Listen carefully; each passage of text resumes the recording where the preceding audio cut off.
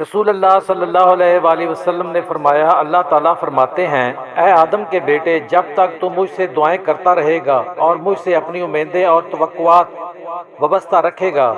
میں تجھے بخشتا رہوں گا، خواہ تیرے گناہ کسی بھی درجے پر پہنچے ہوئے ہوں، مجھے کسی بات کی پرواہ نہیں۔ اے آدم کے بیٹے، اگر تیرے گناہ آسمان کو چھونے لگیں، پھر تو مجھ سے مغفرت طلب کرے تو میں تجھے بخش دوں گا اور مجھے کوئی پرواہ نہیں۔ اے آدم کے بیٹے، اگر تو زمین کے برابر گناہ کر بیٹھے اور پھر مجھ سے مغفرت طلب کرنے کے لیے ملے لیکن میرے ساتھ کسی کا شرک نہ کیا ہو تو میں تیرے پاس اس کے برابر مغفرت لے کر آؤں گا۔ نبی کریم صلی اللہ علیہ وآلہ وسلم نے فرمایا، ایک دینار وہ ہے جسے تو اللہ تعالیٰ کی راہ میں خرچ کرتا ہے، ایک دینار وہ ہے جسے تو مسکینوں پر خرچ کرتا ہے،